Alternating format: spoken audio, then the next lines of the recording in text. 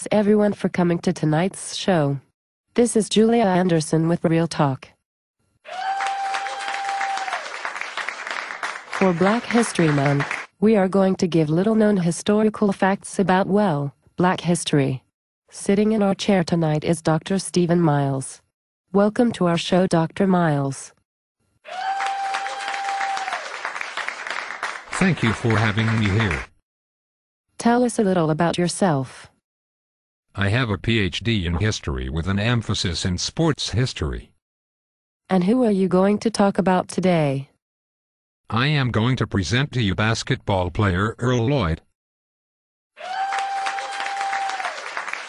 Please continue.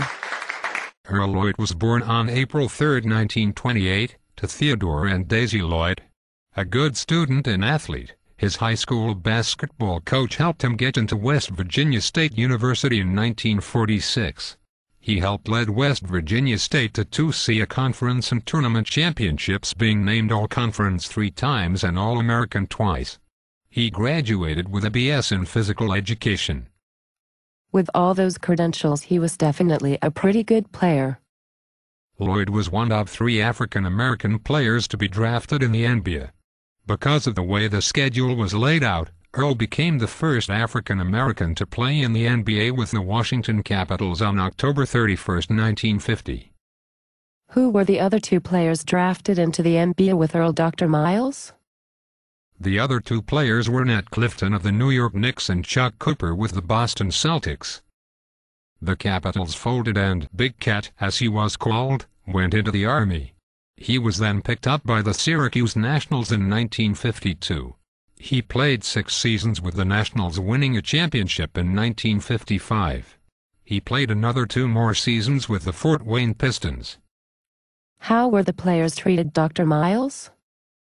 Unlike baseball, pro basketball didn't start until 1925 and was relatively new to fans. And we have to remember it was the 1950s. So oftentimes black players slept and ate on the bus. On other occasions, players would board with an African-American family who would take them in for the night.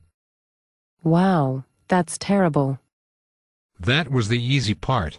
All 3 of these African-American players were spit on, called vile names, and sometimes physically assaulted. And they had to refrain from fighting or talking back. And sometimes their own teammates would refuse to pass them the ball. Oh my goodness.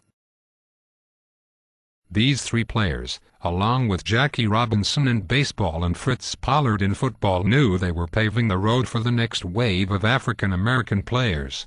And in order to get other players in the league, they had to take the abuse with grace and dignity. These men were better role models than 90% of the athletes playing professional sports today. After his playing days were over, Lloyd worked as a scout for the Detroit Pistons. He went on to work for Chrysler in the Detroit public school system. Earl was inducted into the Basketball Hall of Fame as a contributor in 2003. Thank you, Dr. Miles, for this provocative presentation. My pleasure. Thank you for allowing me to be here. I want to thank you all for coming to the show. This is Julia Anderson with Real Talk. Bye-bye.